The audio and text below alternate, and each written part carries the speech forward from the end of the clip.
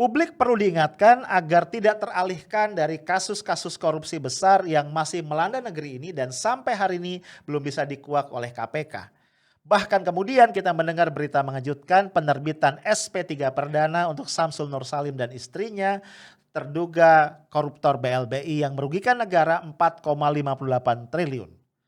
Akhirnya kita seolah menemukan bukti bahwa memang di balik revisi Undang-Undang KPK tahun 2019 yang lalu ada tangan-tangan kotor yang bermain untuk mengamankan kepentingan mereka dalam bisnis dan perpolitikan kita.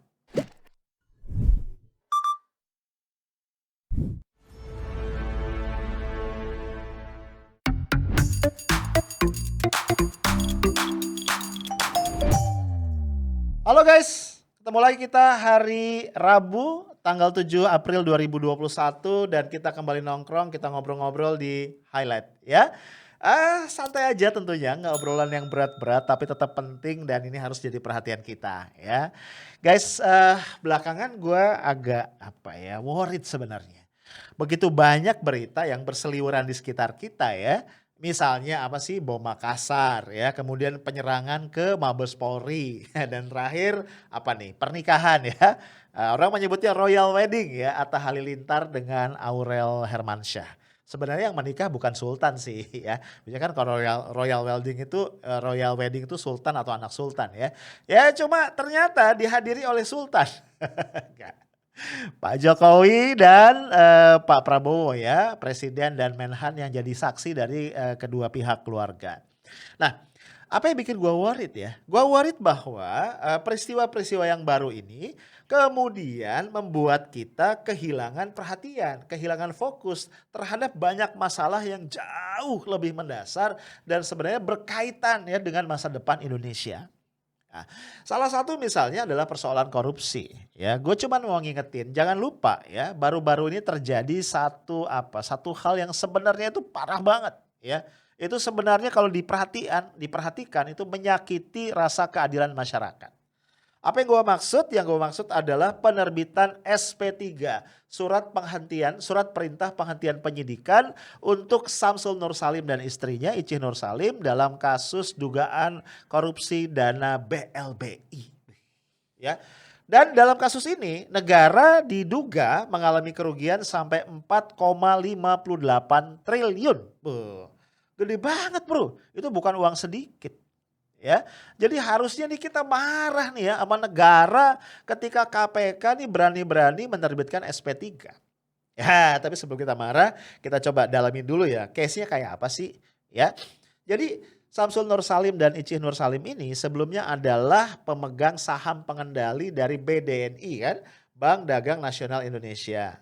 Ya, lu tahu waktu terjadi krisis gitu ya, bank-bank banyak mengalami kesulitan likuiditas. Itu kan dikhawatirkan nih kalau bank ini tidak dibantu akan terjadi kolaps nih dari sistem perbankan nasional. Kemudian dikucurkan nih fasilitas bantuan likuiditas Bank Indonesia.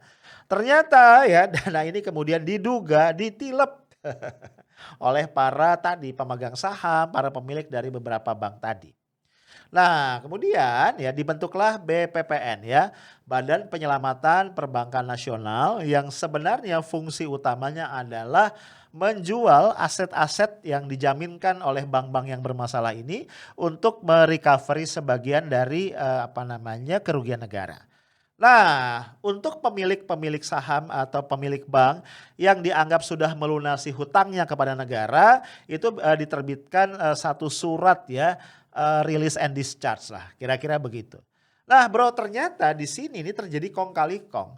Ya, sehingga ada beberapa pemilik bank yang kemudian mendapatkan surat release and discharge, sebenarnya mereka menyerahkan aset-aset bodong yang nilainya jauh ya di bawah kewajiban mereka kepada negara.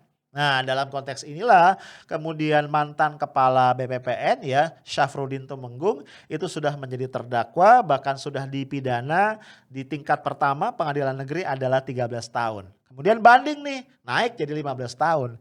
Tapi ketika diajukan kasasi ke MA, ini anehnya kemudian MA justru memvonis bebas karena dianggap tidak menimbulkan kerugian negara. Aku juga bingung ya kok bisa begitu. Nah, kemudian KPK nggak terima ya. KPK mengajukan upaya hukum terakhir yaitu peninjauan kembali atau PK ya. Ternyata upaya PK ini ditolak juga oleh MA sehingga akhirnya Syafruddin Temenggung harus dibebaskan. Nah guys, inilah yang kemudian menjadi alasan dari KPK untuk menerbitkan SP3 untuk Syamsul Nur Salim dan istrinya. Jadi menurut KPK, karena tadi Syafruddin Temenggung sudah bebas ya, maka otomatis tidak ada lagi kaitan antara Syamsul Nur Salim dan istrinya dengan penyelenggara negara. Kacau kan? Itu. Nah, lebih kacau lagi karena sebenarnya status dari Syamsul Nur Salim dan istrinya ini sedang buron. Ya, sejak mereka dinyatakan sebagai tersangka sampai hari ini KPK tidak berhasil menguak keberadaan mereka. Ya, sudah dicari baik di Indonesia maupun di beberapa alamat di Singapura nggak ketemu ya, karena mereka ini domisili terakhirnya di Singapura. Jadi mirip-mirip lah ya dengan Harun Masiku. Ya. Jadi kita bertanya-tanya, ini sembunyi atau disembunyikan atau gimana? Gue nggak tahu. Nah, mengenai sembunyi-sembunyian ini, gue jadi punya satu catatan kecil yang agak menggelitik perasaan gue. Gini loh ya, kenapa sih kalau babnya korupsi, itu kayaknya aparat tuh selalu apa, kalang kabut ya untuk nemuin tersangkanya gitu. Ya lo tahu Mas Harun Masiku kan contohnya, ini juga Syamsul Nur Salim buron kan. Dan kalau gue cek itu banyak juga loh buronan yang lain nih dalam konteks kasus korupsi. Kayaknya susah banget nemuinnya ya. Tapi kalau babnya terduga teroris, buset dah. Ya. Kejadiannya hari ini ya, lo tahu misalnya bom Makassar kan, kejadiannya hari ini gitu ya. Itu tuh cuman hitungan jam atau hitungan hari itu, waduh itu Densus 88 tuh udah ngobrak-ngabrik kemana-mana gitu ya. Dan ketemu orang-orang yang diduga teroris. Dan nggak tahu ya teroris kita ini kok bodoh-bodoh ya. Ketika digerebek oleh aparat tempat kediamannya, rumahnya segala macam, adalah yang ada baju FPI, ada fotonya HRS di situ, ada apa senjata apa gitu kan, ada aja gitu. Gue cuma bingung ya, kok teroris kita tuh bego-bego gitu ya, ninggalin jejak yang very clear ya. Karena kalau gue nonton film-film ya, gue kan orang sufi ya, suka film gitu ya. Itu yang namanya teroris itu canggih loh. Ya. Luar biasa gitu ya, cerdas gitu. Tapi kok teroris kita blow on. Nah kembali ya, jadi kalau gue komparasi kenapa kalau babnya adalah kasus korupsi kayaknya susah banget gitu ya. Nah bro, terbitnya SP3 ini kemudian semakin membuat publik merasa apa? Ada justifikasi, ya. Ya lu tahu sebelumnya kan ya, publik ketika ada revisi Undang-Undang KPK tahun 2019 itu rame ya, riuh rendah menolak gitu. Kenapa? Karena ada begitu banyak pasal di dalam revisi tadi yang diduga bakal melemahkan KPK sebagai satu lembaga yang bertanggung jawab untuk memberantas korupsi di Indonesia. Banyak banget pasalnya ya. Salah satunya misalnya ada Dewan Pengawas. Ya, kemudian KPK ketika akan melakukan misalnya apa apa namanya penyadapan gitu ya. Itu harus seizin Dewan Pengawas. Ya lu bayangin aja, penyadapan atau penggeledahan itu harus seizin Dewan Pengawas. Ya lu bayangin aja, kan kalau gitu tuh harus cepet ya. Kalau Dewan Pengawasnya lagi tidur siang, jadi aneh aja gitu ya. Ada institusi Dewan Pengawas yang jadi sangat ini ya. Kemudian juga misalnya tadi ya, KPK punya kewenangan untuk menghentikan perkara. Ya atau ada juga masa kadaluarsa dari kasus korupsi yaitu 2 tahun. Jadi kalau 2 tahun KPK tidak berhasil mengungkap itu kasusnya otomatis ditutup. Ya gimana ya, karena sepemahaman gua yang namanya kasus korupsi itu kan somehow very complicated ya. Ya gak sih, pembuktiannya tidak mudah segala macam sehingga bisa jadi tuh ya 2 tahun itu durasi yang somehow gak cukup ya untuk beberapa kasus korupsi besar gitu. Nah apalagi misalnya ini KPK yaitu kemudian dimasukkan dalam rumpun kekuasaan eksekutif. Artinya apa? KPK diposisikan sebagai bagian dari pemerintah. Dan sebagai salah satu konsekuensi logisnya adalah status pegawai KPK kemudian diubah menjadi PNS. Nah bro itu ya sebagian aja ya dari beberapa pasal, beberapa bagian yang diduga oleh masyarakat sipil merupakan upaya-upaya dari pelemahan KPK. Nah bro dengan kondisi seperti ini lalu ada tadi SP3 dari Syamsul Nur Salim, orang menjadi bertanya-tanya satu, akankah kemudian terbit sejumlah SP3 yang lain terhadap ya terduga, tersangka ya atau terdakwa begitu ya dari kasus-kasus korupsi besar lainnya. Ya, kita tahu kan begitu banyak ini ya apa namanya pelaku-pelaku korupsi yang saat ini sedang diproses di KPK. Ya, banyak banget kasus-kasus yang belum beres ya. Kita nggak dengar lagi kabarnya Jiwasraya, belum jelas Asabri kayak apa. IKTP, jangan lupa ya. Kemudian yang lain-lain lah. Korupsi Bansos, Kemensos. Sampai saat ini yang ditersangkakan nggak nambah-nambah. Padahal ada banyak nama orang-orang petinggi-petinggi negara ya, pejabat-pejabat publik maksud gua, yang disebut-sebut baik dalam rekonstruksi maupun dalam surat dakwaan jaksa ketika mendakwa terdakwa yang lain. Ya, Herman Heri, kemudian siapa? Ihsan Yunus gitu ya. Sampai akhirnya nggak dipanggil. Even dipanggil aja enggak loh bro oleh KPK. Ya apalagi kalau nama-nama yang disamarkan ya kayak Madam Bansos, anak Pak Lurah, udah nggak jelas deh kabarnya apa. Nah jadi publik menunggu nih, ada lagi nggak nih SP3? Lah kemudian juga publik jadi apa semacam apa ya menghubung-hubungkan lah. Akhirnya ada semacam apa keyakinan, pembenaran gitu ya. Memang ternyata revisi Undang-Undang KPK ini seperti pesanan. Ya, pesanan dari siapa? Dari pihak-pihak yang berkepentingan. Ya dari tangan-tangan oligarki yang akan merasa dirugikan ya ketika KPK itu sangat bertaji, kuat dan tajam begitu. Ya, lu jangan lupa ya, waktu apa kisruh ya persoalan revisi Undang-Undang KPK, ada demo segala macam gitu ya.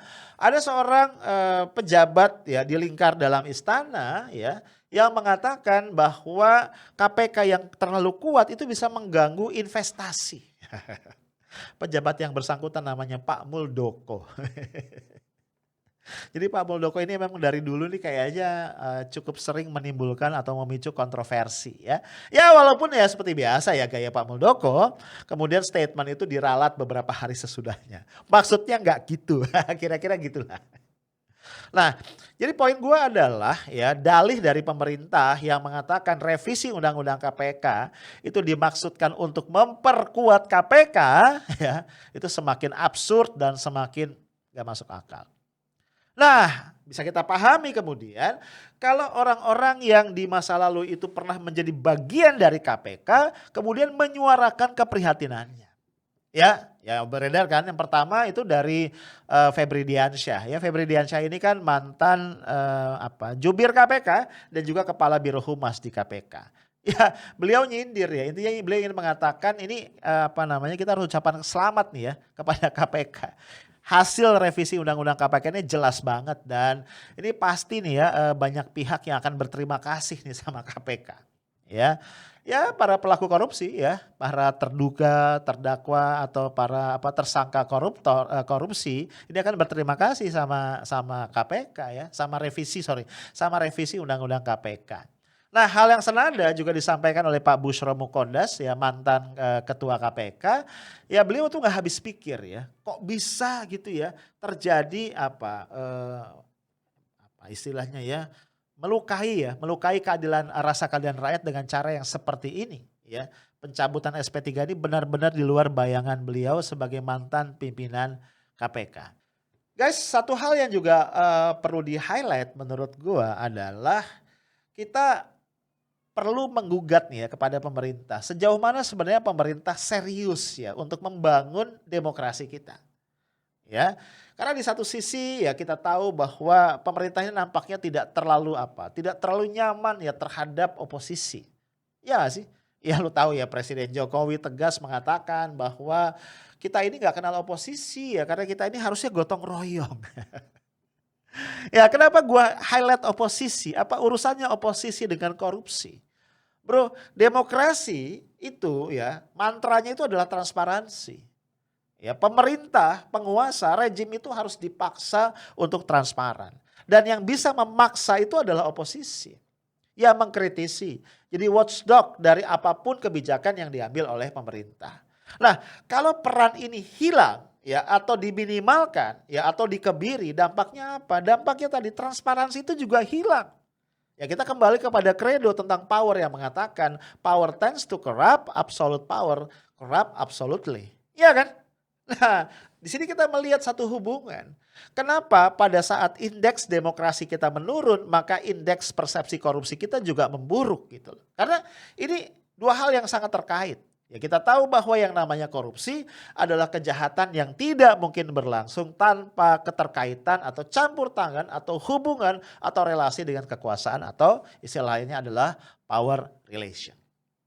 Nah, guys, di sini juga gue melihat tadi ada satu catatan kecil ya. Kecil tapi penting dan mengganggu ya buat gue. Kenapa ya? Dalam kasus-kasus yang ini ya berkaitan dengan korupsi ya, berkaitan dengan manipulasi, berkaitan dengan apa gelapnya kekuasaan begitu ya. Kita tidak pernah mendengar buzzer itu bersuara. Ya sih. Kalau kasus Habib Rizik Syihab, kasus FPI, ya radikal-radikul, waduh gitu ya. Semua buzzer RP itu kayaknya berbaris satu suara, dirigen yang angkat tongkat dan semua memainkan musiknya gitu ya dengan partitur yang sama. Ya sih, coba aja lo lihat kemarin-kemarin. Ya. Tapi ketika kita bicara tentang korupsi atau dugaan-dugaan adanya kebijakan yang punya nuansa koruptif di situ, buzzer gak ngomong. Ya, ini contoh kan SP3 terhadap terhadap Samsul Nur Salim dan Ici Nur Salim. Kok gak ada buzzer yang menggonggong ke KPK? Gak ada kan yang ngangkat di tweet mereka, di medsosnya mereka, itu gak ada. Ya. Padahal jelas-jelas ya ini merusak keadilan, ini merusak tatanan hukum dan ini menodai rasa keadilan masyarakat. Satu lagi misalnya kasus Bandara Kertajati yang kemarin juga gue omongin dalam salah satu podcast gue. Ya. Gila aja lu bayangin ya, ini bandara megah dibangun dengan dana hampir 3 triliun. Dan diklaim sebagai bandara kedua termegah sesudah Suta di Jakarta. Nggak Jakarta, Banten sih ya. Gitu. Ternyata sepi. Dan belakangan udah nggak ada lagi penerbangan yang menggunakan Bandara Kertajati. Ya jaraknya gila aja 100 km lebih ya. Kan Majalengka ya, Bandung gitu. Gila. Ya. Kemudian akhirnya jadi apa? Akan dijadikan bengkel pesawat. Ya, kemudian juga PT DI, PT Pindad akan direlokasi ke sana. Kalau gua ngelihat ya, ada nuansa koruptif di situ, ya. Dalam pengambilan kebijakan. Maksud gua gini loh ya, orang mau bikin warung bakso aja nih ya. Ya modalnya ratusan ribu doang, itu harus feasibility studies. Iya kan? Marketnya ada nggak gitu. Nah, termasuk ini bandara. Lu gila apa? Maka kan perlu digali nih, KPK harusnya masuk ke situ gitu. Ini proses pengambilan keputusannya gimana gitu loh. Feasibility studiesnya gimana. Ya, ada nggak pihak-pihak yang diuntungkan? Ya, ini kan udah rahasia umum ya. Ya namanya project infrastruktur itu biasanya markup-nya tinggi. Dari satu sumber ya yang gue pernah interview itu minimal 10% ya. Itu bahkan sampai bisa 30%. Jadi kalau 3 triliun itu 3 triliun tuh markup minimal tuh. Ya yang menguntungkan tadi kontraktornya. Gitu. Nah ini kan harusnya diteliti di sini. Tapi dengan kasus seheboh ini, ya iyalah gimana nggak heboh ya. Di luar negeri orang bingung kali ya. Ada bisa tuh di Indonesia dibuat bandara jadi bengkel. Dengan kasus seheboh ini kita nggak mendengar satupun dari buzzer RP itu bicara. Nah di situ akhirnya kita ngelihat kan.